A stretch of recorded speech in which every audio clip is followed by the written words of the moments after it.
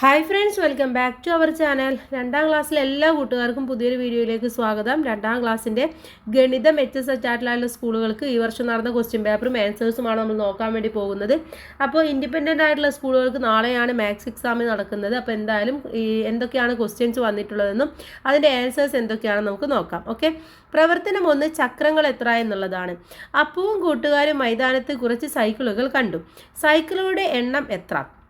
Okay, ഇവിടെ എത്ര cycle ഉണ്ടെന്ന് നമുക്ക് ആദ്യം എന്ത് ചെയ്യാം, ഒന്ന് എണ്ണി നോക്കാം. എത്ര സൈക്കിളാണ് കൂട്ടുകാരെ ഉള്ളത്? 1, 2, 3, 4, 5, 6, 7 സൈക്കിളാണുള്ളത് അല്ലേ? 7 സൈക്കിളാണുള്ളത്. സൈക്കിളുകളുടെ ആകെ ചക്രങ്ങൾ എത്ര? ഒരു സൈക്കിൾ എത്ര ചക്രം ഉണ്ട്? 2 എണ്ണം അല്ലേ? അപ്പോൾ 7 സൈക്കിളാണുള്ളത്, 2 ചക്രമാണുള്ളത്. അപ്പോൾ എത്രയാണ്? 7 × 2 14 ചക്രങ്ങളാണുള്ളത്. മൈതാനത്ത് 3 സൈക്കിൾ കൂടി വന്നു എങ്കിൽ ആകെ എത്ര ചക്രങ്ങൾ ഉണ്ടാകും?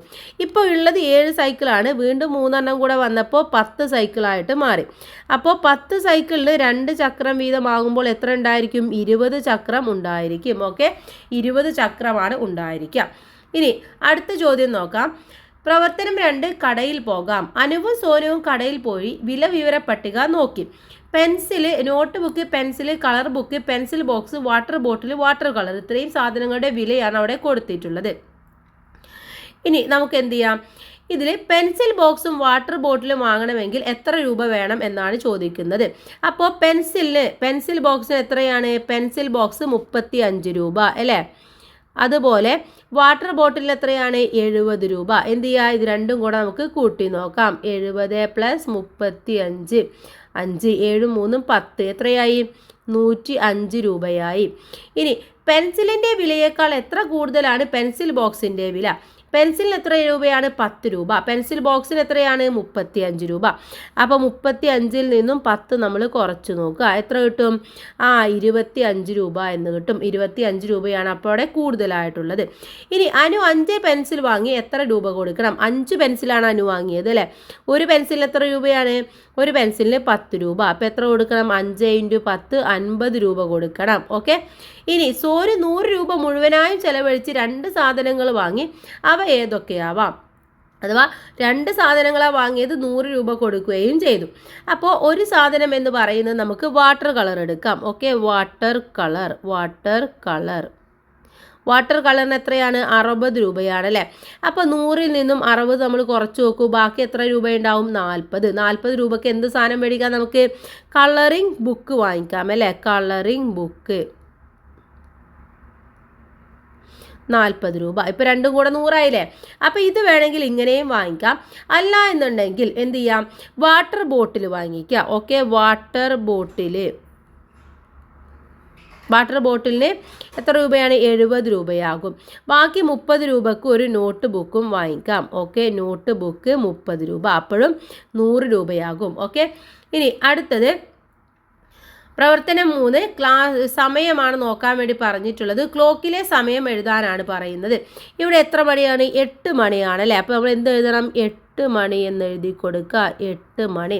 ഇനി ഇവിടെയോ ഇത് 10 മണിയാണ് അല്ലേ? 10ലേക്കും 12ലേക്കാണ് വലിയ സൂചി, ചെറിയ സൂചി 10ലാണ്. അപ്പോൾ 10 മണിയാണ്. ഇനി 1 മണി വരക്കാനാണ് പറഞ്ഞിട്ടുള്ളത്. അപ്പോൾ ചെറിയ സൂചി എന്തിന് വരക്കുക? 1ലേക്ക് വരച്ചു കൊടുക്കുക. 12ലേക്ക് വലിയ സൂചി വരച്ചു കൊടുക്കുക.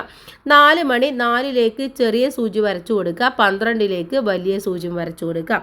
അനു ഞായറാഴ്ച രാവിലെ 9 മണിക്ക് സോനുവിൻ്റെ വീട്ടിൽ കളിക്കാൻ പോയി. 9 മണിക്ക് പോയി. കളി കഴിഞ്ഞ് വീട്ടിലെത്താൻ 2 മണിക്കൂർ സമയമെടുത്തു. എത്ര മണിക്കാണ് അനു വീട്ടിലെത്തിയത്?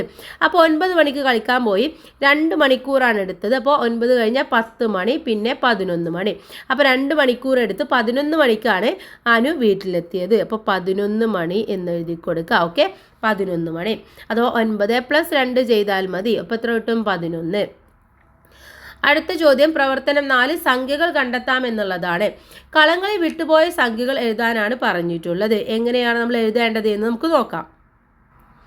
അപ്പോൾ ഇവിടെ ഏതാണ്? ആദ്യം 182 കൊടുത്തിട്ടുണ്ട് അല്ലേ? അപ്പോൾ ഇവിടുത്തെ സംഖ്യ ഏതായിരിക്കും? 181 ആയിരിക്കും. ഇവിടെ 182 കഴിഞ്ഞാൽ 183, 84, 85, 86 കഴിഞ്ഞാൽ 187, 158 കഴിഞ്ഞാൽ 189, 90 അവിടെ ഉണ്ട്. 191, 192, 93, 194, 195, 196, 197, 198, 199, 200. ഇനി 196നും 198നും ഇടയിലുള്ള സംഖ്യ ഏതാണ്? 96 കഴിഞ്ഞാൽ പിന്നെ ഏതാണ്? 197 ആണ് അല്ലേ? പിന്നെയാണ് 98 വരുന്നത്. 181ന് തൊട്ട് മുന്നുള്ള സംഖ്യ, 181ന് തൊട്ട് മുന്നേ എവിടെ ഏതായിരിക്കും? 180 ആയിരിക്കും. അടുത്തത്, തന്നിരിക്കുന്ന സംഖ്യകളെ വലുതിൽ നിന്നും ചെറുതിലേക്ക് എഴുതാം. ഇവിടെ ഏറ്റവും വലിയ സംഖ്യ ഏതാണ്? 199 ആണല്ലേ. അപ്പോൾ അത് ആദ്യം എഴുതി കൊടുക്കുക. പിന്നെ അതിന് തൊട്ട് താഴെ വരുന്നത് 193 ആണ്. പിന്നെ വരുന്നത് 190 ആണ്. പിന്നെ വരുന്നത് ഏതാണ്? 187 ആണ്. പിന്നെ വരുന്നത് 185 ആണ്. പിന്നെ ലാസ്റ്റ് വരുന്നത് 182 ആണ്. അപ്പോൾ ഇങ്ങനെ എഴുതി കൊടുക്കുക. ഓക്കെ. ഇനി പ്രവർത്തനം 5 എങ്ങനെയൊക്കെ എഴുതാം എന്നുള്ളതാണ് അടുത്ത പ്രവർത്തനം. 75 എന്ന് പറയുന്നത് 75 ഒന്നുകളാണ് അല്ലേ. പിന്നെ എന്ത് എഴുതാം? 7 പത്തുകൾ, 5 ഒന്നുകൾ. ഓക്കെ. അതുപോലെ 70 + 1 ആണ് 71, 70 + 5 ആണ് 75 എന്ന് പറയുന്നത്. ഇനി എന്തെഴുതാം? 65ൽ നിന്നും 10 കുറച്ചാൽ നമുക്ക് 65ൽ നിന്നും 10 കൂട്ടിയാൽ നമുക്ക് 75 കിട്ടും. ഇനി അതുപോലെ 85ൽ നിന്നും 10 കുറച്ചാൽ നമുക്ക് 75 കിട്ടും. ഓക്കെ.